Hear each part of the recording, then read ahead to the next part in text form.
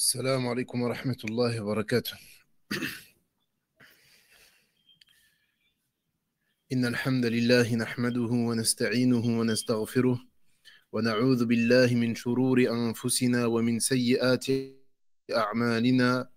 من يهده الله فلا مضل له ومن يضلل فلا هادي له، وأشهد أن لا إله إلا الله وحده لا شريك له، وأشهد أن محمدا عبده ورسوله صلى الله عليه وسلم.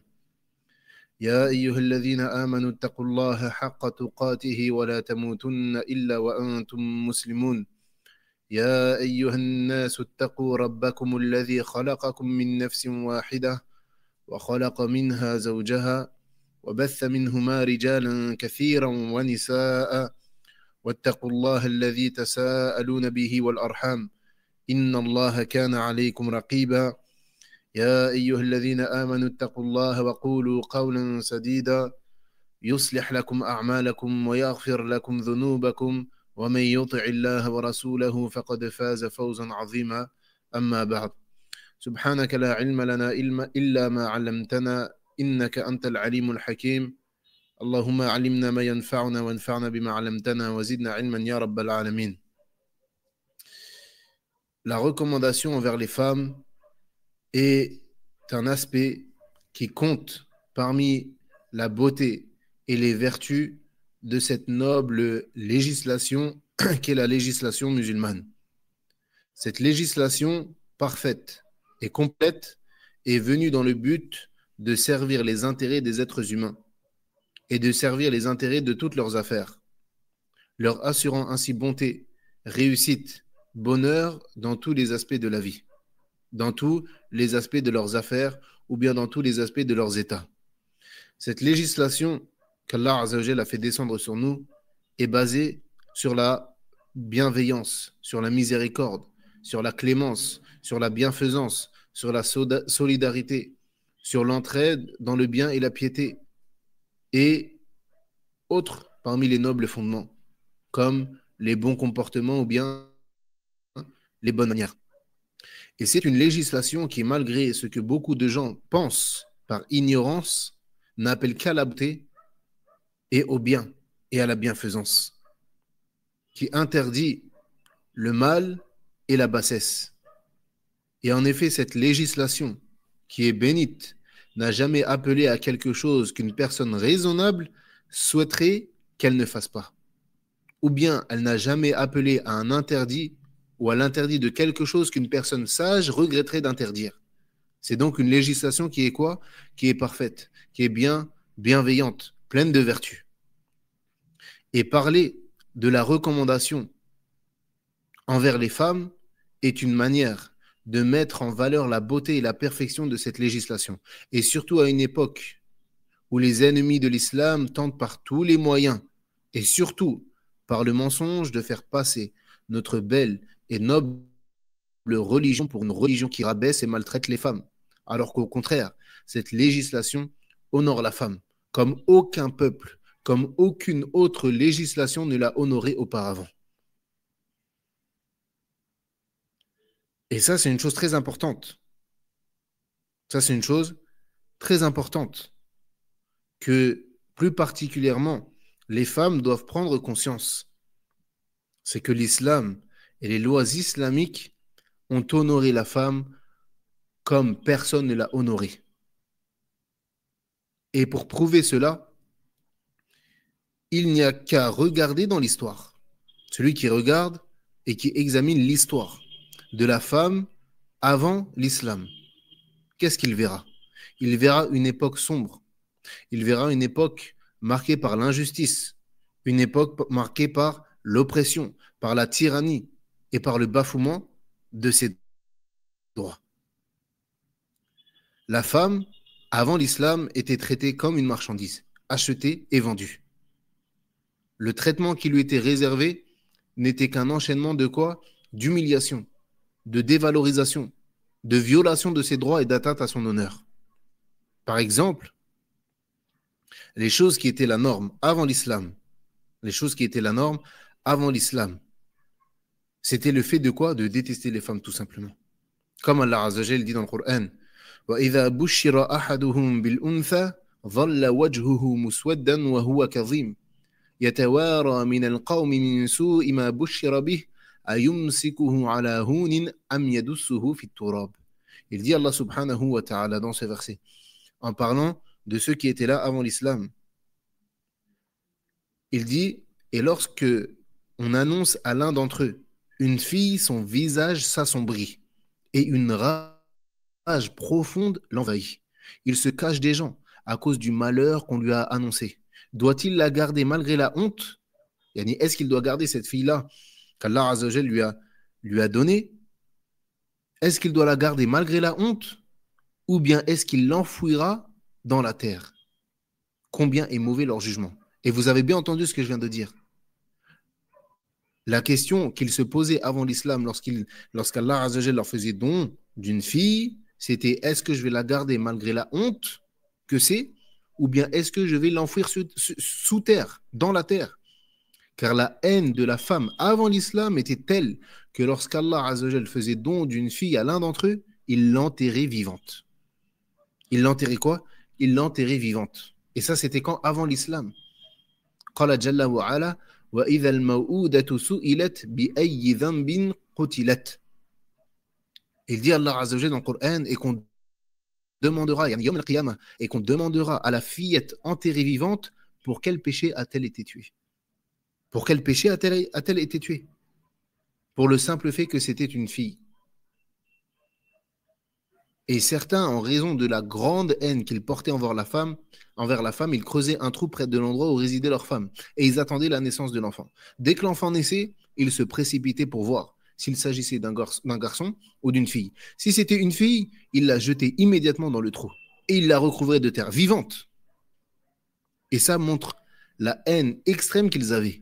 Ils ne pouvaient même pas patienter un jour avec cette fille-là. Et d'autres, parmi eux, ils patientaient un peu plus longtemps, jusqu'à ce que la fille atteigne 5 ans ou 6 ans, comme l'ont rapporté les gens de science dans les livres d'histoire.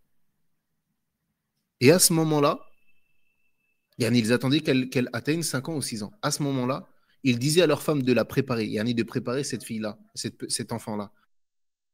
Puis, de la préparer, de la parfumer, de la coiffer, etc. Puis, ils l'emmenaient, en prétextant faire quoi? Aller la promener. Mais lorsqu'ils arrivaient près du trou qu'ils avaient creusé, ils lui disaient de regarder dans ce trou-là. Et lorsqu'elle regardait dedans, qu'est-ce qu'il faisait? Il la poussait dans le trou et il recouvrait son corps de terre. Voilà à quoi ressemblait le quotidien des femmes avant l'islam. Voilà à quoi ressemblait leur vie. Et ça, ce n'était pas restreint à quoi? À une région, mais c'était l'état de la femme dans le monde entier. Le fait qu'elle vivait dans des ténèbres, une vie passée dans l'injustice, qu'elle soit jeune ou âgée. Et également parmi les injustices envers elle, le fait qu'elle n'avait aucun droit dans l'héritage. Elle n'avait quoi? Aucun droit dans l'héritage. Pourquoi? Car elle était elle-même considérée comme une marchandise de faible valeur. Ni droit à la dot, ni droit à l'héritage. Elle était traitée avec brutalité et dureté. Et maintenant, si vous regardez, ceux qui se prétendent être le pays des droits de l'homme, la France, ceux qui se prétendent quoi? Être le pays des droits de l'homme.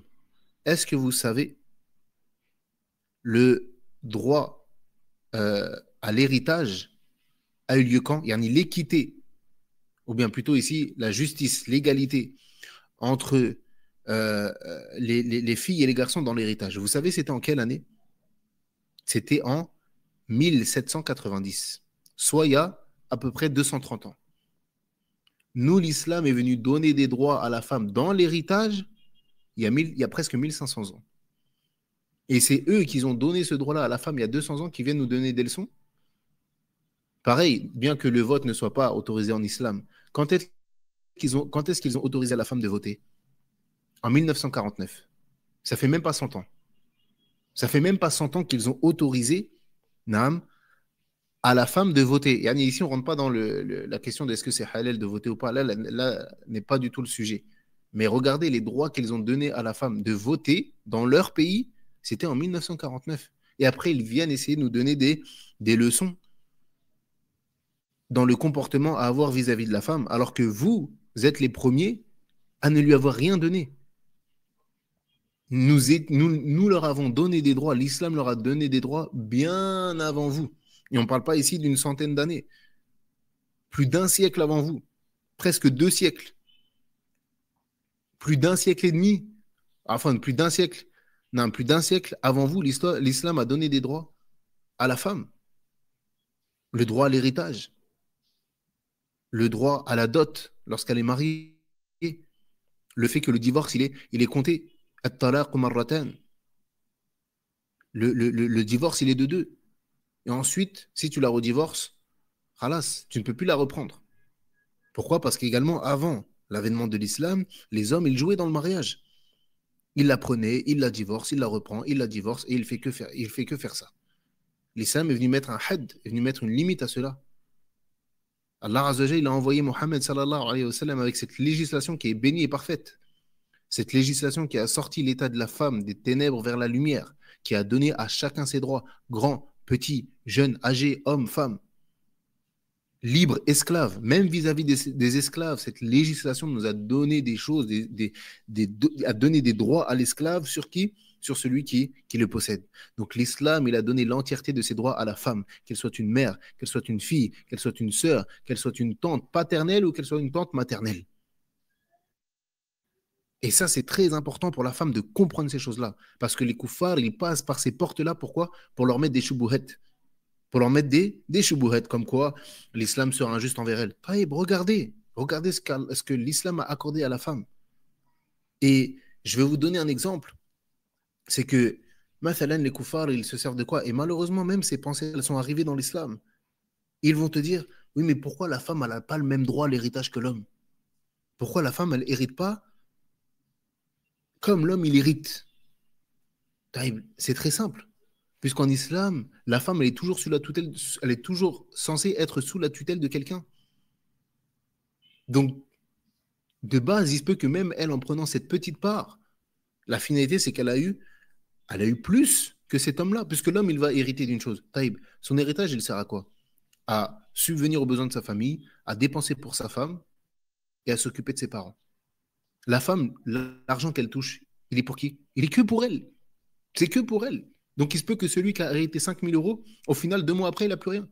Tandis que cette femme-là, elle a hérité peut-être de 1 000 euros, mais ces 1 000 euros, ils sont pour elle, exclusivement. Personne ne va y toucher. Pourquoi? Car elle ne dépense pour personne. Elle ne dépense pour personne. Donc, l'islam est juste. Même dans l'héritage, le fait que l'homme, il hérite plus que la femme. Naam, puisque c'est lui qui, Aslan, il subvient aux besoins de cette femme-là. Elle est censée ne payer aucun loyer. Elle n'est pas censée faire de courses. C'est l'homme qui est censé subvenir à tous les besoins de la maison, du foyer. Tout ce qui est en lien avec la dépense du foyer, c'est sur le compte de l'homme. Et celui, encore une fois, qui regarde dans les textes, il va voir quoi? Il va voir qu'il y a un bon nombre de hadiths et un bon nombre de versets qui sont venus avec l'injonction du bon traitement envers la femme. Et ça, c'est venu dans le Coran et dans la Sunna. Par exemple, Allah Azza wa Jalla dit dans le Coran وَعَاشِرُوهُنَّ بِالْمَعْرُوفِ et cohabiter avec elle d'une bonne cohabitation. Cohabiter avec elle d'une bonne cohabitation. Et également parmi les recommandations du prophète sallallahu alayhi wa sallam, qu'il n'a cessé de rappeler, qu'il n'a cessé de répéter jusqu'à sa mort, ittaqullaha fin nisa. Et dans un autre hadith, ittaqullaha fi da'ifayn. Il dit le prophète sallallahu alayhi wa sallam, jusqu'à sa mort, il ne cessait de dire craignez Allah vis-à-vis des femmes. Et dans un autre hadith, craignez Allah vis-à-vis des deux faibles. Et il visait par cela l'orphelin et la femme. Pourquoi? Car la femme, de par sa nature, est un être qui est plus faible que l'homme. L'homme, il est plus fort que la femme, physiquement. Et c'est pour ça que, malheureusement, certains hommes, et ceux jusqu'à nos jours, ils utilisent leur force pour violenter, ou pour agresser, ou pour être injuste envers la femme. Et l'islam est venu interdire cela. Plutôt, l'islam est venu avec l'ordre de la clémence envers la femme et à encourager à être bienveillant envers elle, à vivre avec elle dans le respect et à lui recommander le bien.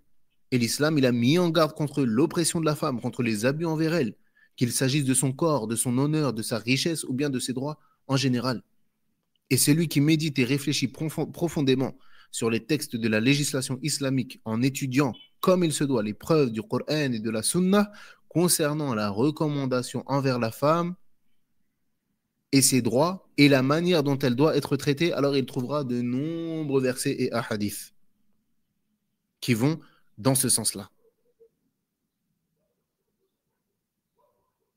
Et la recommandation de l'islam et les conseils envers les hommes vis-à-vis des femmes est un sujet qui est très très vaste. Et comme on l'a dit, il y a de nombreux versets, il y a de nombreux hadiths concernant cela.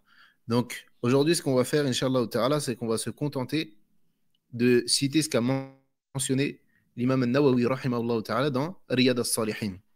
On va se contenter de citer ce qu'a cité l'imam al-Nawawi rahimahullah ta'ala dans Riyad al-Salihin.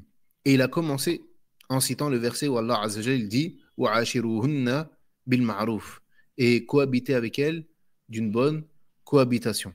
Donc cette recommandation est une recommandation de la part d'Allah Azza wa Jalla qui est valable pour tous les hommes vis-à-vis des femmes.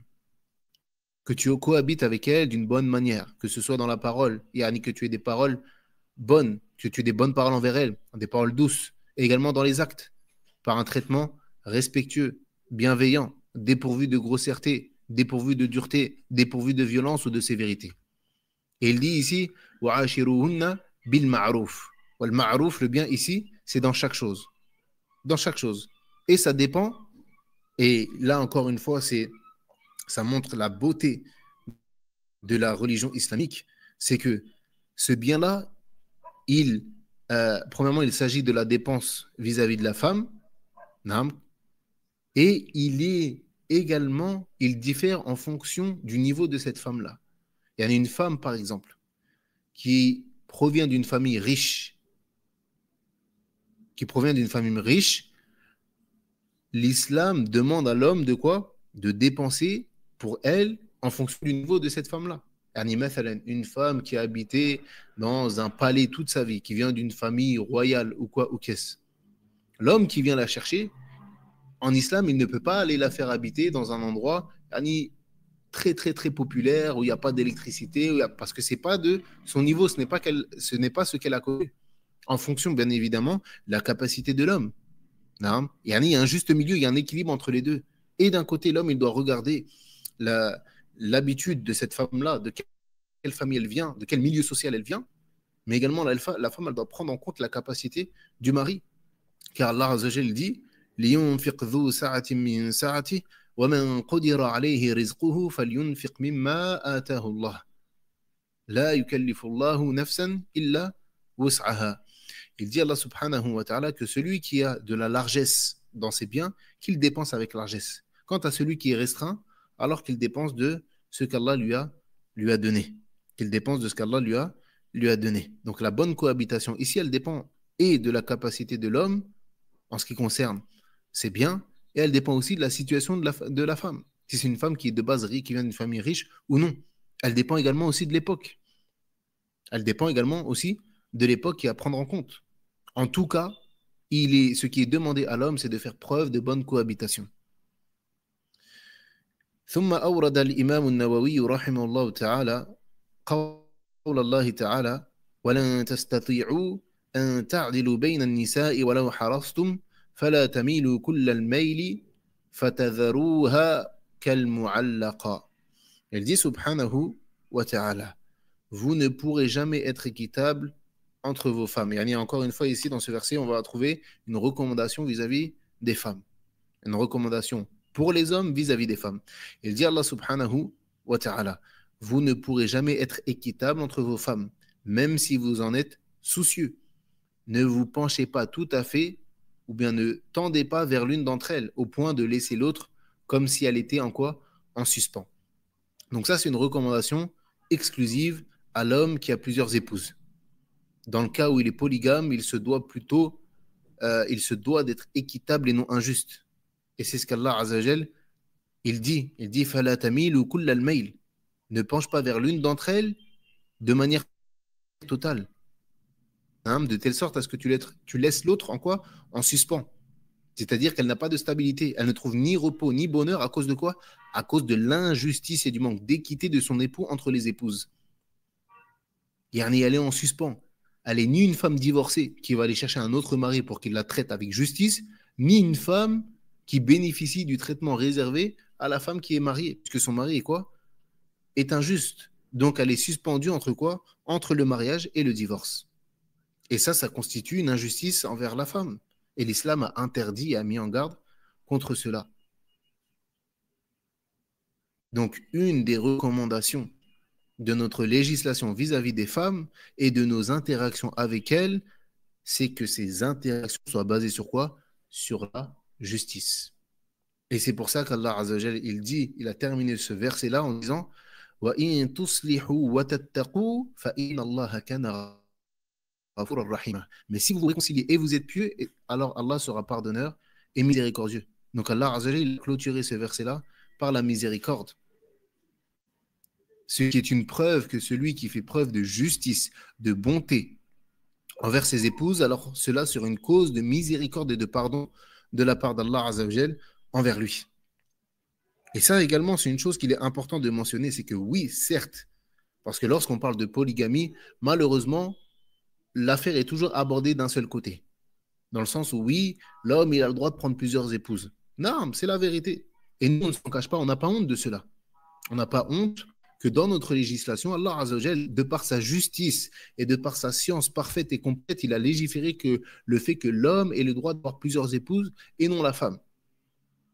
Et il n'y a aucun moshkila dans cela. Il n'y a aucun problème dans cela. Par contre, l'islam est venu avec des règles concernant celui qui fait cela. Et ce n'est pas, l'homme, il ne peut pas faire comme il veut et faire ce qu'il souhaite.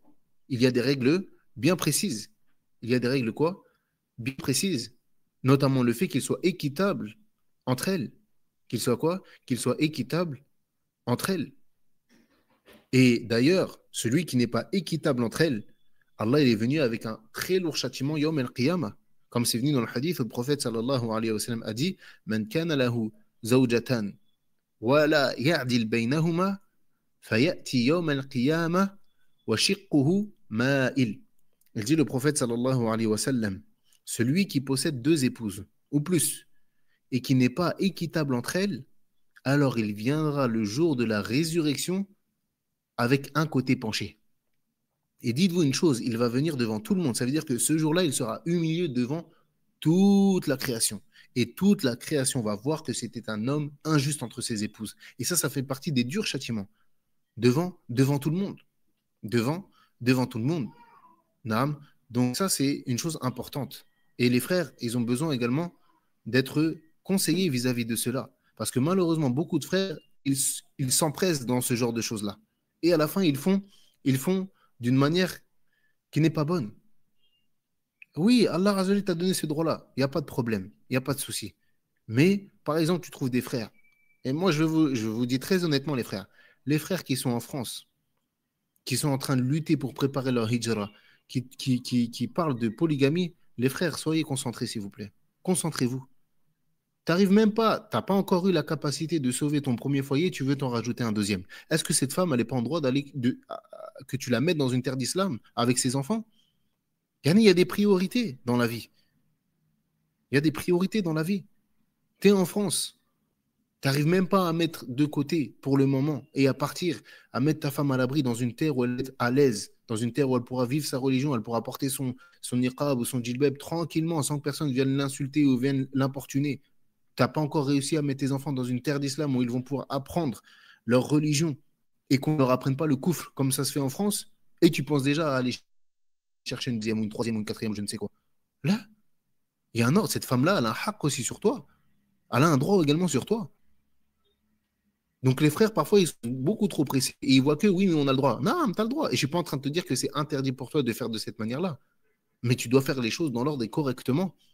Qu'est-ce qu'elle va penser? Et c'est logique. Il ne faut pas oublier que non, c'est une chose qui est lourde pour la femme. Qu'est-ce qu'elle va penser, cette femme-là? Il n'a même pas les moyens. Nous, on veut faire la hijra. Nous, on veut aller habiter en terre d'islam. On veut être tranquille, on veut vivre notre dîne. Il n'a même pas les moyens de nous emmener qui veut rajouter une deuxième. Si tu n'arrives pas déjà à faire partir avec une, comment tu vas partir avec deux? Je ne dis pas que c'est impossible, encore une fois, le risque, il est de la part d'Allah Azzawajal. Mais il y a des causes dans la vie. Il y a un ordre, il y a des choses à faire. Moi, quand les frères ils me posent la question, ils me parlent de polygamie alors qu'il est en France, je dis, Akhi, déjà fais la hijra. Sécurise ta hijra. Pars en terre d'islam, sécurise ta hijra, mets ta famille à l'abri, sois un homme. Sois un homme. Et l'homme, c'est quelqu'un qui est responsable de sa famille. Et c'est quelqu'un qui, peu importe la difficulté, il ne laissera pas sa femme mettre ses enfants dans les écoles de koufars, ou sa femme qui ne peut même pas se voiler correctement parce qu'elle est dans une terre de koufr, ou sa femme qui va aller travailler avec les koufars, mélanger avec les hommes, avec les femmes. Tu n'es pas un homme. Je suis désolé. C'est pas ça l'ego d'homme, le fait d'être un homme, d'être responsable. C'est pas ça. Également, tu as des frères qui vont envoyer leur femme travailler. Dernier, t'as pas honte, tu lui parles de polygamie alors que tu l'envoies travailler pour qu'elle dépense dans le foyer alors qu'elle n'a pas un centime à donner. Et tu penses que parce que tu vas avoir deux, trois ou quatre femmes, tu vas être un homme. Là, là, c'est pas, désolé de dire ça, mais c'est pas un fantasme que tu vas réaliser parce que dans ta vie, au Naram, c'est ton fantasme d'avoir deux épouses et tu comprends l'affaire à l'envers. Ce mariage-là, il peut être la cause de ta destruction. Car comme je l'ai dit, le prophète sallallahu alayhi wa sallam, il a dit celui qui vient, qui n'a pas été équitable envers ses épouses, il viendra Yom al-Qiyamah avec un côté penché. Et c'est un azab pour lui. C'est un châtiment pour lui. Donc, Naam, d'un côté, oui, bien évidemment, ce droit-là, il est qa'im. Et on n'a pas de mal avec ça. Il est qa'im. Ce droit-là, il existe. L'homme, il a le droit de faire ça. Il n'y a pas de problème. Mais il doit faire les choses aussi correctement. Il doit faire également les choses correctement. Parce que beaucoup de femmes, elles ont de l'aversion vis-à-vis de cette chose-là. Bien que, ce n'est pas une excuse que je donne aux femmes. Bien évidemment, la femme, elle doit aussi comprendre les choses. Mais la cause qu'elles ont de l'aversion vis-à-vis de cette chose-là, c'est comment les hommes l'ont pratiqué ou le pratiquent. Une femme qui, même malgré le fait que ce ne soit pas une excuse, encore une fois, ce n'est pas une excuse, mais une femme qui a grandi avec autour d'elle sa mère, ses tantes, ses cousines, qui étaient toutes dans la polygamie, et les maris se sont montrés injustes, mais d'un niveau d'injustice qui est inimaginable. Et Anis, c'est quelque chose qui va mettre en elle, subhanallah, peut-être que, encore une fois, ce n'est pas une excuse, mais elle va se dire peut-être la polygamie, c'est ça en réalité. Alors que non, pas du tout. Tout comme il y a beaucoup de mariages qui se passent très très mal, ça ne veut pas dire que le mariage est une mauvaise chose. Là. Mais les frères aussi, on a une responsabilité. Non. On a une responsabilité également. Non. ثم ساق رحمه الله تعالى جملة من الأحاديث فبدأها بحديث أبي هريرة رضي الله عنه قال قال رسول الله صلى الله عليه وسلم استوصوا بالنساء خيرا. Le prophète sallallahu alayhi wa sallam, ou bien l'imam al-Nawawi rahimallahu ta'ala, ensuite, après avoir cité ces choses-là, il ramène plusieurs hadiths. Le premier par lequel il a commencé, c'est le hadith d'Abu Huraira radiallahu anhu, qui dit que le prophète sallallahu alayhi wa sallam a dit Istawsu bin nisa'i khayra. Recommandez-vous les uns les autres de bien traiter les femmes. Recommandez-vous les uns les autres de bien traiter les femmes. Et cela signifie que ce conseil doit être une recommandation constante parmi les hommes. Parce que le prophète sallallahu alayhi wa sallam, ici, il n'a pas dit je vous conseille de bien traiter les femmes. C'est pas ce qu'il a dit. Il a dit Istawsu, que vous, vous ne cessiez de quoi? De vous faire cette recommandation-là. Ce qui inclut à la fois sa propre recommandation envers les femmes, naam, et également le fait d'encourager à ce que les musulmans se fassent cette recommandation-là de manière permanente, où chacun recommande à l'autre de traiter les femmes avec bienveillance. Istawsu bin nisa'i khayra signifie que les musulmans doivent se recommander mutuellement d'agir envers les femmes de la meilleure des manières. Et cette recommandation, elle devient encore plus importante lorsqu'on a connaissance qu'une personne, qu'un homme, il traite ses femmes, ou bien il traite ses femmes, ou bien même sa famille, avec dureté et brutalité. Dans ce cas-là, yani celui-ci, cette recommandation-là, elle est encore plus propice, le fait de lui dire de lui ramener les paroles du prophète sallallahu alayhi wa sallam ainsi que les paroles d'Allah azza wa jal, afin qu'il s'arrête et qu'il stoppe cela et qu'il ne poursuive pas. Non, qu'il ne poursuive pas. Qu'il dit sallallahu alayhi wa sallam istawsu bin nisa'i khayra fa inna al-mar'ata khuliqat min dila fa inna a'waja ma fi dila a'lah. Il dit le prophète sallallahu alayhi wa sallam, donc recommandez-vous le bien, recommandez-vous entre vous le bien envers les femmes, car certes la femme a été créée d'une côte et la chose la plus courbée d'une côte est sa partie la plus haute. Et certains parmi les gens de science ont dit que la femme avait réellement été créée à partir de la côte d'Adam. et que la partie la plus courbée, donc elle a été créée à partir de la partie la plus courbée, c'est-à-dire la partie supérieure. Donc celui qui espérerait redresser cette côte-là, la partie supérieure, alors s'il essaie de la redresser, de faire en sorte qu'elle soit droite, qu'est-ce qui va se passer? Il va la casser. Et d'autres ont dit que c'était une hyperbole, c'était une manière de comparer la nature de la femme qui ressemble à quoi? À une courbure. Car il est venu dans une autre version du hadith, le prophète sallallahu alayhi wa sallam a dit que la femme était comme la côte. Donc il dit sallallahu alayhi wa sallam فَإِنَّ الْمَرْأَةَ خُلِقَتْ مِنْ دِلْعٍ فَإِنَّ أَعْوَجَ مَا فِي الدِّلْعِ أَعْلَاهُ فَإِنْ ذَهَبْتَ تُقِيمُهُ كَسَرْتَهُ وَإِنْ تَرَكْتَهُ لَمْ يَزَلْ أَعْوَجَ. Il dit le prophète sallallahu alayhi wa sallam, certes la femme a été créée à partir d'une côte, et la partie la plus courbée d'une côte est la partie supérieure. Et si tu essayes de la redresser, tu vas la casser. Et si tu la laisses telle qu'elle est, alors elle sera courbée. Et de là, on tire une chose qui est primordiale à l'homme de comprendre, c'est qu'il comprenne la nature de la femme. Et qu'il comprenne que de nature, la femme, elle est courbée. De nature. Quand bien même ce serait une femme de science, quand bien même ce serait une femme de religion, quand bien même ce serait une femme avec de bons comportements, elle restera courbée car c'est sa nature. Donc le mari doit prendre en considération ces choses-là lorsqu'il a des interactions avec son épouse. Il doit prendre ça en considération. Le fait que, et Annie, dans tous les cas, sa nature, c'est qu'elle est courbée et qu'elle ne changera pas. C'est comme ça qu'Allah Azza wa Jalla, il l'a créée. Et parmi les histoires que Cheikh Abdelrazak El-Badr, Hafidhahullah Ta'ala, il avait raconté, c'est le fait qu'un jour, il était parti visiter Cheikh Ibn Baz, rahimahullah, dans sa maison, après la prière du Fajr. Et alors qu'ils étaient assis avec le Cheikh, un jeune homme a appelé Cheikh, yani Cheikh Ibn Baz. Et il disait au Cheikh qu'il avait divorcé son épouse, etc. Et Cheikh Abdelrazak El-Badr, Hafidhahullah Ta'ala, il avait dit que Cheikh Ibn Baz, il ne cessait de répéter à ce jeune homme-là في الدنيا أو نعم في الدنيا ما فيها حور العين يا ابني الدنيا ما فيها حور العين. Il faisait que de lui dire oh mon fils, sache que dans ce bas monde il n'y a pas de حور العين, yani les femmes du paradis qui ne possèdent aucun défaut, il n'y en a pas dans ce bas monde, ça n'existe pas. Tout comme toi tu n'es pas parfait, elle n'est pas parfaite, ça n'existe pas. Et ça c'est le problème de certaines personnes. Et quand on a fait la conférence de comment réussir son mariage, on a parlé de cela, le fait que les deux conjoints ils doivent avoir ça à l'esprit. Personne n'est parfait. Lui va avoir des fautes, elle va avoir des fautes. Lui va avoir des fautes et elle va avoir des fautes. Donc le sens de cette phrase-là, c'est que l'homme, lorsqu'il dit sallallahu alayhi wa sallam, in dhahabta tuqimuhu kasarta wa in taraktahu lam yazal a'waj, lorsqu'il dit que si tu essayes de la redresser, elle va se casser, et si tu la laisses telle qu'elle est, alors elle restera courbée. Le sens de cette phrase-là, c'est que l'homme, il doit continuer dans sa vie de tirer profit et de jouir de son épouse, quand bien même celle-ci aurait des manquements et certains abus. Il essaye de la corriger avec douceur et tendresse. Ou il essaye de la corriger et de la guérir de certains de ses maux, de ses mauvais caractères. Et s'il essaie de le faire avec dureté, probablement il la cassera. Probablement il la cassera. Et là, ici, un conseil que je vais donner aux frères, qui est un conseil important, c'est que souvent les frères, et c'est pas méchant, souvent les frères, c'est que comment dirais-je, ils ont l'habitude d'interagir avec des frères. C'est-à-dire que quand ils se retrouvent mariés avec une femme, eh bien, ils ont tendance à se comporter avec la femme comme ils se comportent avec les frères.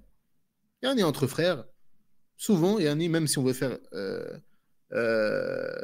darwa à une personne ou si on veut donner un rappel à une personne, à un frère, en règle générale, on ne va pas, comme on dit, prendre des pincettes. Il y a entre nous, on se dit les choses, même si parfois on peut être rude. Il y a entre nous, il n'y a pas de mal. Et l'erreur que beaucoup d'entre nous ont fait lorsqu'on rentre dans le mariage, c'est que cette manière d'agir, on la transpose sur la femme. Et lorsqu'on veut lui dire quelque chose, on y va comme ça, cache. Malgré le fait qu'encore une fois, comme je dis, c'est pas quelque chose de méchant. Le but, c'est pas d'être méchant lorsqu'il fait cela, mais c'est l'habitude qu'il a de faire. Sauf qu'avec une femme, tu peux pas faire de cette manière-là. Et c'est pour ça que il peut pas faire. S'il fait preuve de cette dureté-là, alors qu'est-ce qu'il va faire? Il va la casser. Et le sens de la casser ici, c'est quoi? C'est le divorce. S'il essaie de la redresser afin qu'elle soit parfaite, il finira par la divorcer. Car ce n'est pas possible. Donc l'homme, il doit faire preuve de sagesse. Il ne doit pas, pour chaque chose que sa femme fait, la reprendre. Pour chaque chose. Et surtout quand c'est des petites choses de la vie de tous les jours. Là, il y a les petites choses, des choses de dunya, des affaires de la maison ou quoi, ou qu'est-ce. Là, il ne doit pas la reprendre sur ces choses-là. يقول النبي صلى الله عليه وسلم لن تستقيم لك على الطريقة فإن استمتعت بها وفيها عوج وإن ذهبت تقيمها كسرتها وكسرها طلاقها. Il dit sallallahu alayhi wa sallam, elle ne se redressera pas comme tu le souhaites. Et si tu jouis d'elle, alors tu jouiras d'elle alors qu'elle est courbée. Et si tu essayes de la redresser, alors tu vas la casser. Et la casser revient à quoi? À la divorcer. Donc, peu importe l'effort que tu vas faire dans le fait de corriger ton épouse, elle ne sera jamais droite à 100% et toi-même, tu ne seras jamais droit à 100%. Mais il est important que tu fermes les yeux sur certains de ses défauts. Qui plus est, si cette femme-là, c'est une femme qui aime le bien. Qui plus est, si c'est une femme qui aime le bien, qui accomplit ses prières à l'heure, une femme qui se couvre correctement, une femme qui aime la science, une femme qui étudie la religion, à plus forte raison. Et malheureusement, beaucoup d'hommes, ils sont trop pressés dans le divorce. Et souvent, c'est pour des raisons futiles ou des problèmes mineurs. Souvent, c'est pour des raisons futiles et des problèmes mineurs. Et ça montre une chose, ça montre la faiblesse chez les hommes. Car ça, c'est un comportement de faible. L'homme qui s'empresse dans le divorce, qui ne sait pas patienter, au moindre problème, qui divorce, etc., ça montre une faiblesse chez lui. Et ça montre une absence de compréhension des choses qui sont nécessaires à une vie conjugale prospère. Certains, et c'est pas, je dis pas ça pour rigoler, certains, par exemple, ils divorcent à cause d'un problème qui est lié à la cuisine ou aux vêtements au lavement des vêtements ou à l'organisation de la maison ou même à la manière dont leur femme, elle prend soin d'elle-même. Certaines personnes, elles divorcent à cause des problèmes comme ça, liés à la nourriture. Moi, j'ai déjà entendu des histoires où l'homme il finit par avoir un gros différend avec son épouse pour une histoire qu'elle a mis trop de sel dans un plat ou quoi au caisse. Qu'est-ce qui ne tourne pas rond? Ça, c'est un comportement qui ne convient pas. En réalité, ce qui convient de faire dans ce genre de situation, c'est de chercher à résoudre le problème avec patience, avec douceur et bienveillance. Et ainsi les choses, bi'idhnillah, elles s'amélioreront. Donc l'homme a une responsabilité, il a un comportement d'homme à avoir. Et comme les savants ils l'ont mentionné, c'est le problème à notre époque, c'est que les hommes, ils ont perdu leur sifat d'homme. Les hommes, ils sont devenus émotifs comme les femmes. Tu lui dis une petite parole qui va un peu froisser son ego, khalas, il divorce. Khalas, il divorce. Alors qu'il ne veut pas. Et à la fin, il pleure. Parce qu'il dit, je l'ai divorcée 3 fois et je ne sais pas comment la reprendre et elle m'aime et je l'aime et on a des enfants et on a des projets et on a ci, on a ça et je l'ai divorcée 3 fois. Pourquoi? Parce que tu ne tiens pas ta langue. Pourquoi? Parce que tu es émotif alors que l'homme, il est censé être raisonné. Et c'est pour cela que Allah Azzawajal, il a légiféré que le chef de famille, le capitaine du bateau, ce soit l'homme, parce que c'est lui qui est censé être raisonné. C'est lui qui est censé prendre du recul sur les choses, prendre des décisions après avoir réfléchi, après avoir pensé et regardé toutes les conséquences qui sont liées à ça, etc. Et l'être qui a été créé émotif, à la base, c'est la femme. C'est la femme qui est émotive. C'est la femme qui, lorsqu'elle est contrariée, elle va te parler de divorce. À la moindre petite friction, elle va dire, ah c'est bon, moi je rentre chez mes parents, je divorce, etc. Et ça, c'est normal. Puisque c'est sa nature, Cheikh Muqbil, rahimahullah ta'ala, il disait, si le divorce il revenait à la femme, elle divorcerait 20 fois par jour. Et c'est la réalité. Au moindre problème, elle dirait, je divorce. Mais l'homme, il est censé avoir du recul. Il regarde ses enfants, il regarde l'intérêt général de la famille, etc. ثم قال رحمه الله عن عبد الله بن زمعة رضي الله عنه أنه سمع النبي صلى الله عليه وسلم وهو يخطب ثم ذكر النساء فوعظ فيهن وعظ الرجال في النساء يقول يعمد أحدكم أيها الرجال فيجلد امرأته جلد العبد فلعله يضاجعها min akhiri yawmihi. Il dit sallallahu alayhi wa sallam dans cette exhortation qu'il a fait aux hommes vis-à-vis des femmes. L'un d'entre vous, il il les a repris sur cela. Il les a réprimandés sur cela. Il dit, l'un d'entre vous prend sa femme, puis il la bat comme on bat un esclave, et il espère avoir un rapport charnel avec elle à la fin de la journée. Et ça, c'est un manque de compréhension et c'est une contradiction qui est flagrante dans la relation conjugale. Comment est-ce que tu peux la frapper au matin, puis t'attendre à avoir une relation intime et agréable avec elle en fin de journée? C'est une contradiction totale dans la manière dans le vivre ensemble, si je peux dire ça comme ça. Donc si la femme, elle est censée être un compagnon, si elle est censée être une source de réconfort, d'affection pour l'homme, que leur vie commune repose sur la miséricorde, la compassion, comment est-ce que tu peux lui infliger une telle violence, comme s'il s'agissait d'un esclave, en lui infligeant des coups violents jusqu'à lui casser des os, lui casser une dent, lui percer un tympan, lui crever un œil, et à la fin de la journée, tu l'invites dans ta couche. Ça, c'est un manque de compréhension totale. C'est un manque de compréhension totale.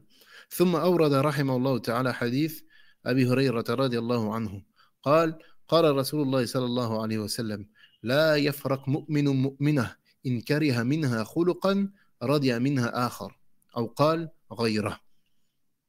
Il dit sallallahu alayhi wa sallam qu'un croyant ne déteste pas une croyante à cause d'un comportement. Qu'un croyant ne déteste pas une croyante, car s'il déteste en elle un comportement, alors il en aimera un autre. S'il réprouve un comportement chez cette femme-là, alors probablement qu'il en aime un autre. Naam. Donc ce hadith également, c'est un hadith immense quant à la bonne cohabitation des époux. Et celui qui le met en pratique, il trouvera le repos. Celui qui le met en pratique, il trouvera le repos, il trouvera un apaisement dans la poitrine. Car la vie maritale, elle ne doit pas être basée sur l'adversité, ni sur la haine. Et ici également vient dans ce hadith-là une chose importante. C'est une balance qu'il y a concernant le comportement avec l'épouse. Si en tant qu'époux, tu ne regardes uniquement que vers ses fautes et que tu viens dans ta tête uniquement ses erreurs, alors va naître en toi la haine, l'inimitié et l'adversité envers cette femme-là. Car tu te rappelles uniquement de quoi? Uniquement de ses erreurs. Uniquement de ses erreurs. Rentre dans cela le fait que lorsqu'elle faute, tu ressors toutes les fautes passées. Tu ressors toutes les fautes passées lorsqu'elle fait une erreur.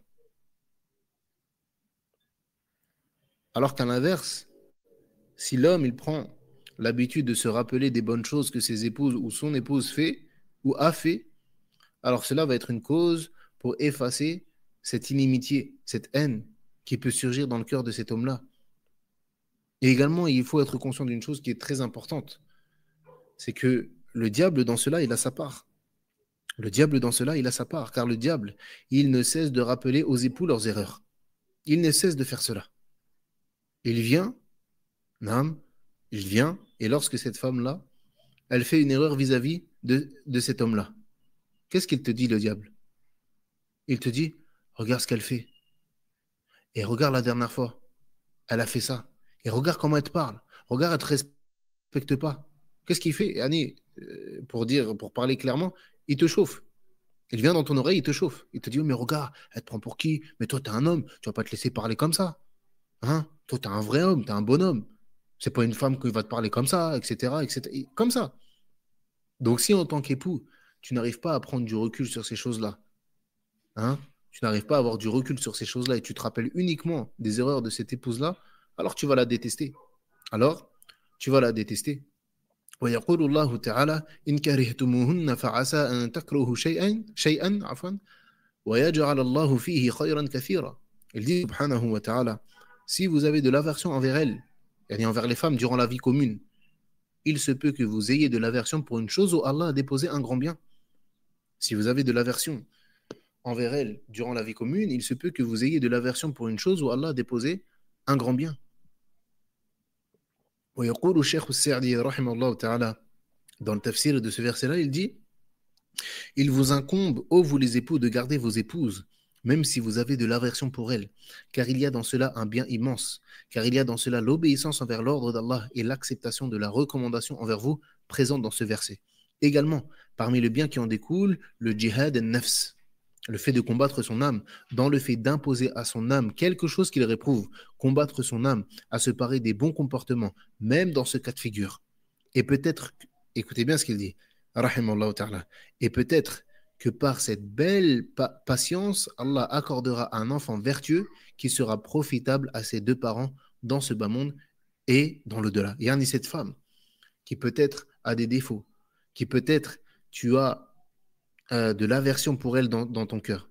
Il se peut que sorte de cette femme-là un enfant pieux qui te soit utile dans ton bas monde et dans ton au-delà. ثم أورد رحمه الله تعالى عن عمرو بن الأحواص الجشمي رضي الله عنه أنه سمع النبي صلى الله عليه وسلم في حجة الوداع يقول بعد أن حمد الله وأثنى عليه وذكر ووعظ ثم قال ألا واستوصوا بالنساء خيرا فإنما هن عوان عندكم. Il rapporte ensuite l'imam al-Nawawi rahimahullah ta'ala d'après Amr ibn al-Ahwas al-Jushami radiallahu anhu qu'il a entendu le prophète sallallahu alayhi wa sallam dire lors du Hajjat al-Wada' yani ce qu'on appelle le pèlerinage d'adieu qu'après yani le prophète sallallahu alayhi wa sallam après avoir loué Allah, avoir fait ses éloges, avoir rappelé les gens et les exhorté, il a dit Ala wastawsu bin nisa'i khayra, recommandez-vous entre vous envers les femmes le bien. Recommandez-vous le bien envers les femmes. Et ensuite il dit fa innama hunna awanin indakum, car elles sont comme une prisonnière ou bien elles sont comme des prisonnières naam, auprès de vous. Et cela signifie que la femme elle est dans une situation comparable à celle d'un prisonnier. Une femme qui est fragile, qui a quitté la maison de ses parents pour entrer dans la vôtre. Elle se trouve désormais sous votre responsabilité. Et son bien-être, en règle générale, dépend de vous. Elle ne fait rien sans votre consentement. Et donc, comparé à quoi? À un prisonnier. Et cela souligne l'importance de traiter la femme avec bienveillance, de prendre soin d'elle, de lui donner de bons conseils et de la traiter avec bonté et respect. ثم قال النبي صلى الله عليه وسلم ليس تملكون منهن شيئا غير ذلك. يعني en dehors de ce que j'ai cité comme droit que vous avez sur elle, vous ne possédez rien. Vous n'avez rien de plus que ce que l'islam vous a donné. Et ça, c'est important également. Toi, en tant qu'homme, les droits que tu as sur ta femme, c'est les droits que l'islam t'a donnés. C'est les droits que l'islam t'a donnés. Tout ce qui est en dehors de cela, ce ne sont pas tes droits en islam. Donc il dit, sallallahu alayhi wa sallam, لَيْسَ تَمْلِكُونَ مِنْهُنَّ شَيْئًا غَيْرَ ذَلِكَ إِلَّا أَنْ يَأْتِينَ بِفَاحِشَةٍ مُبَيِّنَةٍ فَإِنْ فَعَلْنَ فَهْجُرُوهُنَّ فِي الْمَضَاجِعِ. Il dit donc vous ne possédez rien sur elle en dehors de cela, en dehors de ce que l'islam vous a donné. Et si elles viennent avec un acte de turpitude clair, alors boycottez-les dans le lit. Et le terme ici, fahisha, ce qui est désigné ici, ce n'est pas l'adultère, mais c'est la mauvaise conduite. Et si cette femme-là a une mauvaise conduite envers vous, alors boycottez-la dans le lit conjugal. Boycottez-la dans le lit conjugal. Donc si la femme elle a une mauvaise conduite, elle a des manquements en ce qui concerne ses obligations envers son mari, et en particulier dans l'obéissance qu'elle lui doit et dans le respect qu'elle lui doit, nul doute qu'il s'agit d'un comportement qui est mauvais, que ce soit dans ses paroles, dans ses actions, dans son attitude envers lui. Si une femme elle devient négligente dans ces choses-là, alors son mari, il fait ce qui est mentionné dans ce hadith-là. Il dit, sallallahu alayhi wa sallam, pour compléter le hadith, il dit فَإِنْ فَعَلْنَ فَهْجُرُوهُنَّ فِي الْمَضَاجِعِ وَضْرِبُوهُنَّ ضَرْبًا غَيْرَ مُبَرِّحٍ. Donc il dit, si elles font cela, donc si elles ne vous obéissent pas, si elles se rebellent contre vous, ne vous donnent pas vos droits, etc., alors boycottez-les dans le lit conjugal et frappez-les d'une frappe qui n'est pas douloureuse. Et ici, il faut comprendre une chose, et ça c'est important. C'est important, car beaucoup de personnes ne comprennent pas ce point-là dans notre religion. La frappe dont il est question ici, ce n'est pas une violence physique. Ce n'est pas une violence physique qui briserait des os ou provoquerait des saignements ou qui casserait une dent ou quoi qu'est-ce. Ici, c'est un geste éducatif dans le but de corriger un comportement et ce n'est pas de la brutalité ou de l'injustice ou de l'agression.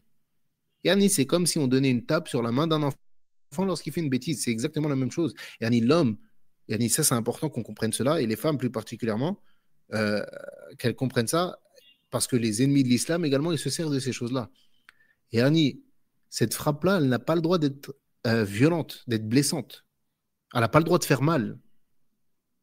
Tamam, elle n'a pas le droit de faire mal. Et les savants, ils disent que ça revient à une frappe avec un siwak. Elle se prend un siwak, mais tu mets un coup sur sa main. Elle n'y va pas avoir mal. C'est le geste. Le fait que son mari il arrive à ce geste-là, ça veut dire que vraiment elle a outrepassé les limites. Et ils disent également, et ça c'est comme Cheikh Suleiman al-Ruhaili, hafidhallah ta'ala, il dit c'est une frappe parmi les. Et astaghfirullah, c'est une parole parmi les gens de science qui est très belle. C'est le fait que c'est une frappe qui ne blesse ni le corps ni l'âme. C'est une frappe qui ne blesse ni le corps ni l'âme. Et également, très important, avant d'en arriver à ce degré-là, il y a des étapes auparavant. Il est interdit à l'homme d'arriver à cette étape-là s'il n'a pas mis en application les étapes précédentes. Et comme Allah il dit dans le verset, si il craint sa désobéissance, il craint le fait qu'elle se rebelle, etc., premièrement, il l'exhorte, il la conseille, il l'exhorte, il lui rappelle de craindre Allah et de respecter ses devoirs. Il lui dit, Taqillah, Allah Azza wa Jalla, il a dit ceci, le prophète sallallahu alayhi wa sallam, il a dit cela, etc. Il l'exhorte. Si ces conseils-là ne donnent pas de résultat et qu'elle persiste dans le faux, alors il peut se retirer du lit conjugal. C'est-à-dire qu'il la boycotte dans le lit conjugal. Il la boycotte dans le lit conjugal, à condition, et ça c'est important aussi, c'est que ce boycott-là se fasse à l'intérieur de la maison. Il n'est pas permis ici à l'homme d'aller dormir ailleurs et de dire moi je pars pendant une semaine ou pendant 2 semaines et quand tu écouteras, eh ben, je reviendrai. Là, ce boycott, il se fait à l'intérieur de la maison et en extérieur. Et ensuite, il dit Allah Azza wa Jal, فَإِنْ أَطَعْنَكُمْ فَلَا تَبِرُوا عَلَيْهِنَّ سَبِيلًا. Il dit, elles, euh, et si elles vous obéissent après cela, alors ne cherchez plus de voie contre elles. Et à partir du moment où elle est revenue à l'obéissance, khalas, l'affaire elle est terminée. ثم يقول النبي صلى الله عليه وسلم لكن على نسائكم حقا ولنسائكم عليكم حقا فحقهم عليهن ألا يوطئن فرشكم من تكرهون ولا يأذن في بيوتكم لمن تكرهون. Il dit le prophète sallallahu alayhi wa sallam, vous avez des droits sur vos femmes, et elles ont des droits sur vous.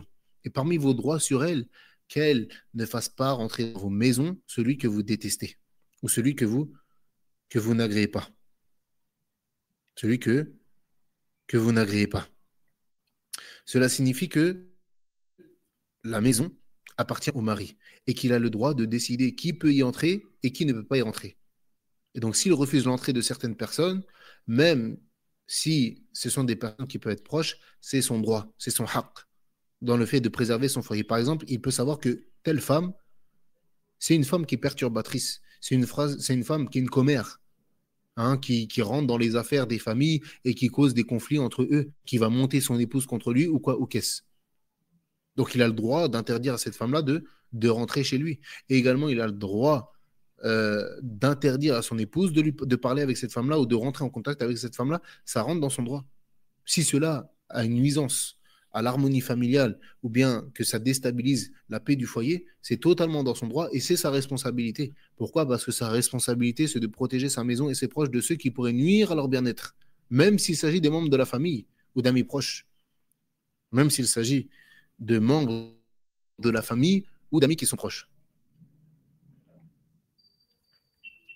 كذلك قال النبي صلى الله عليه وسلم ألا وحقهن عليكم أن تحسنوا إليهن في كسوتهن وطعامهن وعن معاوية نعم il dit le prophète sallallahu alayhi wa sallam, est-ce que les droits des femmes sur vous ne sont pas que vous faisiez preuve de bienfaisance envers elles dans l'habillement et dans la nourriture, car comme on l'a dit, c'est un droit de la femme, c'est un droit de la femme sur son mari, le fait que ce soit lui qui prenne en charge ses vêtements et sa nourriture, et également son logement, comme c'est dans le hadith de Muawiyah ibn Hayyidah radiallahu anhu, حينما قال قلت يا رسول الله ما حق زوجة أحدنا علينا. Il dit, Muawiyah ibn Hayyidah radiallahu anhu, j'ai dit, ô messager d'Allah, quel est le droit de la femme de l'un d'entre nous sur nous? Quel est le droit de la femme de l'un d'entre nous sur nous? Taïb, cette question, celui qui médite cette question-là, il verra que cette question-là renferme la noblesse de ce noble compagnon. Et de manière générale, celui qui regarde les hadiths et qui voit les questions que posaient les compagnons, radiallahu anhum, euh, au prophète sallallahu alayhi wa sallam, il verra que il posait des questions. Il ne posait pas des questions juste pour poser des questions, comme ça, parce que j'ai cette question-là, donc je la pose, ou quoi, ou qu'est-ce, des questions qui parfois ne servent strictement à rien. Certaines personnes te disent, Naam, on va parler quelle langue dans le paradis? Ça va changer quoi à ta vie? Est-ce que ça va changer quelque chose à ta religion? Est-ce que ça va changer quelque chose à ta manière d'adorer Allah Azzawajal? Est-ce que ta foi a augmenté? Là, rentre au paradis et tu verras quelle langue on parle.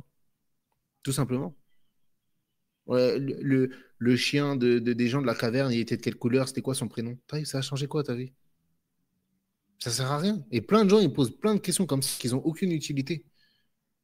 Mais si tu regardes, et encore une fois, la meilleure des voies, c'est la voie du prophète sallallahu alayhi wa sallam et de ses compagnons. On regarde les questions que posaient les compagnons au prophète sallallahu alayhi wa sallam. Ils questionnaient toujours pourquoi? Soit pour augmenter leur foi, ou soit pour mieux adorer Allah azza wa jal. Et regardez ici, il a demandé au prophète sallallahu alayhi wa sallam quel est le droit, quel est le droit de quoi?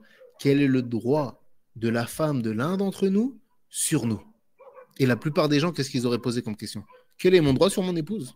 Lui, il aurait cherché à savoir quel est, il aurait cherché à savoir quel est mon droit. Mais lui, il a demandé quel est le droit de ma femme sur moi. Alors le prophète sallallahu alayhi wa sallam lui a dit أن تطعمها إذا طعمت وتكسوها إذا اكتسيت ولا تضرب الوجه ولا تقبح ولا تهجر إلا في البيت. Il a répondu sallallahu alayhi wa sallam que tu la nourrisses lorsque tu te nourris, que tu l'habilles lorsque tu t'habilles, que tu ne la frappes pas au visage, que tu ne demandes pas à Allah de l'enlaidir et que tu ne la boycottes pas, si ce n'est dans la maison, à l'intérieur de la maison. Donc ça, ce sont des droits obligatoires de la femme sur son mari. Ça, c'est obligatoire. Ça, c'est obligatoire. Naam. Donc que tu la nourrisses de la même chose que tu te nourris, que tu l'habilles de la même façon que tu t'habilles. Et si tu es riche et aisé, tu ne l'habilles pas avec des vêtements qui sont quoi? Qui sont misérables. Également, il dit voilà, tadrib il wajh. Donc, comme on l'a dit tout à l'heure, si besoin s'en fait de l'éduquer par une petite frappe, une petite tape sur la main avec un siwak ou quoi, ou qu'est-ce, comme on l'a dit tout à l'heure, le fait de frapper au visage est strictement interdit. Est strictement interdit. Et que ce soit envers la femme ou que ce soit envers autre. Une chose dont beaucoup de gens ne savent pas, c'est que même frapper un enfant au visage, ce n'est pas permis en islam. Ce n'est pas permis en islam de frapper qui que ce soit au visage. Ce n'est pas permis de frapper qui que ce soit au visage. Également, il dit wala tuqabbih. C'est-à-dire que tu ne dises pas qabbahakillah, qu'Allah t'enlaidisse, ou anti qabiha, tu es laide, ou bien anti min bayt qabih, tu proviens d'une maison, d'une mauvaise famille, d'une mauvaise maison. Ensuite, il dit wala tahjur illa fil bayt, et que tu ne la boycottes pas si ce n'est, comme on l'a dit, si ce n'est dans la maison. ثم أورد النووي صلى الله ثم أورد الإمام النووي رحمه الله تعالى حديث النبي صلى الله عليه وسلم وقال فيه أكمل المؤمنين إيمانا أحسنهم خلقا وخياركم خياركم لنسائهم وجاء في حديث آخر خيركم خيركم لأهله وأنا خيركم لأهلي. Il dit صلى الله عليه وسلم les croyants qui possèdent la foi la plus complète sont ceux qui possèdent les meilleurs comportements. Et les meilleurs d'entre vous sont les meilleurs d'entre vous avec leurs femmes. Et il dit dans un autre hadith, les meilleurs d'entre vous sont les meilleurs d'entre vous avec leur famille. Et je suis le meilleur d'entre vous avec ma famille. Donc ça, c'est une chose importante. C'est une chose importante. Et il faut savoir une chose, c'est que la maison, c'est un examen pour les bons comportements. Car de manière générale, par nature, les gens, ils essayent d'extérioriser le bon comportement en extérieur. Et rien à l'extérieur, ils font attention à ce qu'ils disent, ils font attention à ce qu'ils font. Et beaucoup de gens, et ici en particulier les hommes, lorsqu'ils sont à la maison, c'est là où ils commencent à quoi? À élever la voix, à être durs dans leurs propos, à agir avec rigueur, à se comporter d'une manière non respectueuse envers leur famille. mais lorsqu'ils sont dehors, hein, ils sont respectueux, ils font preuve de bon caractère, de bon comportement. Naam. Et ça va à l'encontre de l'enseignement du prophète sallallahu alayhi wa sallam lorsqu'il a dit Khayrukum, khayrukum li ahli wa ana khayrukum li ahli. Les meilleurs d'entre vous sont ceux qui sont les meilleurs envers leurs femmes, et je suis le meilleur d'entre vous avec ma femme, et avec ma famille. Donc ce hadith, il nous rappelle que la véritable qualité morale, elle se manifeste dans la manière dont l'homme traite les proches dans sa maison, et notamment, à plus forte raison ici, son épouse. Il ne doit pas se comporter de manière courtoise ou bienveillante avec les autres, mais lorsqu'il est chez lui, il fait tout l'inverse. Lorsqu'il est chez lui, il fait tout l'inverse. Il ne doit pas se comporter de cette manière-là. Et ce par quoi on va terminer, Inch'Allah ta'ala, wa khatama bihadha al-imam al-Nawawi rahimahullah ta'ala, بحديث عبد الله بن عمرو بن العاص رضي الله عنهما أن رسول الله صلى الله عليه وسلم قال الدنيا متاع وخير متاعها المرأة الصالحة. Il a terminé l'imam al-Nawawi rahimahullah ta'ala, il a terminé ce chapitre-là, naam, en rapportant le hadith du prophète sallallahu alayhi wa sallam qui dit ad-dunya mata', ce bas monde est une jouissance. Wa khayru mata'iha al-mar'atu as-salihah, et la meilleure jouissance de ce bas monde, c'est la femme pieuse. Donc si l'homme, Allah Azza wa Jalla lui a accordé la réussite d'avoir une épouse pieuse, une épouse vertueuse dans sa religion, dans ses comportements, dans ses caractères, dans son adoration, alors il lui a fait certes du meilleur don qu'on puisse faire à un homme dans ce bas monde. S'il lui a fait don d'une femme avec ces caractéristiques-là, et ces comportements-là, alors comme l'a dit le prophète sallallahu alayhi wa sallam, Allah Azza wa Jalla lui a fait don de la meilleure jouissance de quoi? De ce bas monde. Il lui a fait don de la meilleure quoi? Jouissance de ce bas monde. Et ici, pour terminer, celui qui a écouté tout ce qu'on a pu rapporter comme texte, et comme je l'ai dit au début, il y a de nombreux textes, de nombreux versets, de nombreux hadiths qui parlent du bon traitement que doit avoir la femme en islam. Taïb, la femme qui a écouté toutes ces choses-là et qui de son côté va rechercher et va voir qu'il y a énormément d'autres textes, taïb, une question se pose à elle. Qu'est-ce que tu peux aller chercher comme droit dans le féminisme? Ces femmes-là qui disent que l'islam a rabaissé la femme, qu'est-ce qu'elle connaît de l'islam? Yani, avec son aql défaillant, elle pense cela. Mais en réalité, par Allah, l'islam a honoré la femme comme personne ne l'a honorée. Et honorer la femme, ça ne veut pas dire la laisser aller à tout ce qu'elle veut. C'est pas ça, honorer la femme. Comme ils le font eux. Comme ils poussent à quoi? À la nudité de la femme. Tout ce qu'ils veulent, c'est accéder à la femme. Pourquoi ils enragent lorsqu'ils voient une femme qui, malgré le fait qu'il fasse chaud, hein, cette femme-là porte son voile, se couvre pour son Seigneur. Ils enragent. Pourquoi?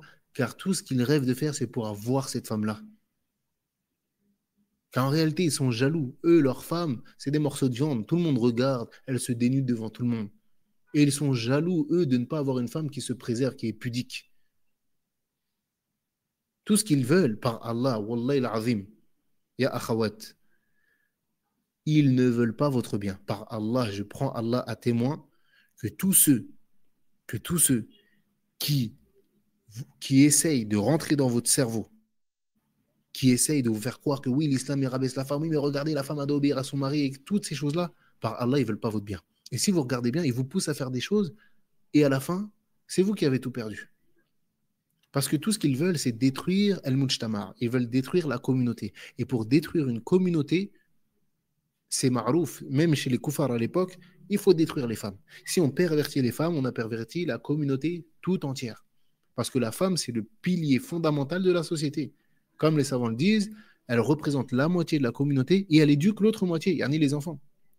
Yani tes enfants, soit c'est des garçons, soit c'est des filles. Si c'est des filles, donc de manière générale, les femmes représentent 50% de la communauté puisqu'il y a soit des hommes, soit des filles. Taïb. Les hommes, qui éduquent les hommes? En règle générale, c'est les femmes. Car en règle générale, c'est elles qui s'occupent de l'éducation de leurs enfants dans le foyer. Ils ne veulent pas votre bien. Tout ce qu'ils veulent, c'est vous détruire. Par Allah, quand ils vous envoient travailler, ils vous disent, non, ayez une carrière professionnelle, travaillez comme les hommes. Vous croyez que sincèrement, ils veulent votre bien? Par Allah, ils ne veulent pas votre bien. L'islam veut votre bien. L'islam, nous, les femmes, c'est tellement des joyaux. Nous, on les envoie même pas travailler. On travaille pour elles. C'est nous leurs servants. C'est nous, on va travailler, on va se fatiguer pour elles. Pour qu'elle elle soit tranquillement à la maison, dans son foyer, avec ses enfants, tranquillement, etc.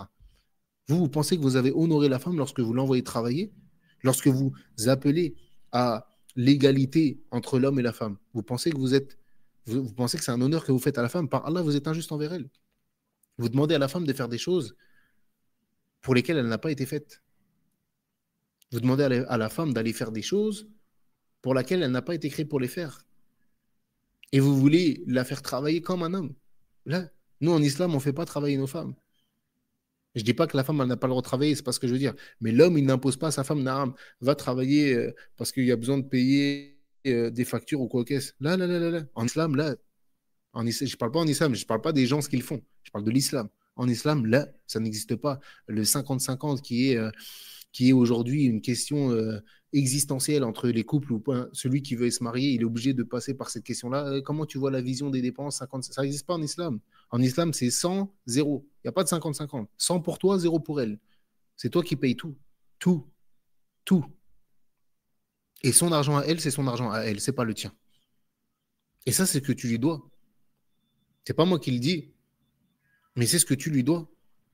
Et j'ai du mal, sincèrement, à comprendre comment un homme, il peut encore se sentir homme lorsque sa femme a payé la moitié du loyer. Sincèrement. Je sais pas.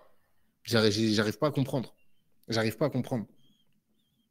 Parce que ton honneur en tant qu'homme, ta risa en tant qu'homme, c'est le fait de porter ta famille. Que toute ta famille dépend de toi. C'est toi qui vas travailler, qui vas suer, qui vas te fatiguer pour ta femme et tes enfants. Est-ce que tu n'as pas honte d'envoyer ta femme travailler avec des hommes, aller travailler pour un patron et faire toutes ces choses-là? Yani, où est toi-même, où est ta jalousie? Où est ta jalousie envers ton épouse? Que c'est un autre homme qui dit à ta femme, oui, il faut que tu ailles faire ça, et va faire des photocopies là-bas, il faut que tu fasses ci, il faut que tu fasses ça. Yani, comment est-ce que même tu peux accepter que quelqu'un il parle comme ça à ton épouse? Alors que toi, dans le monde du travail, tu sais c'est quoi d'avoir un patron?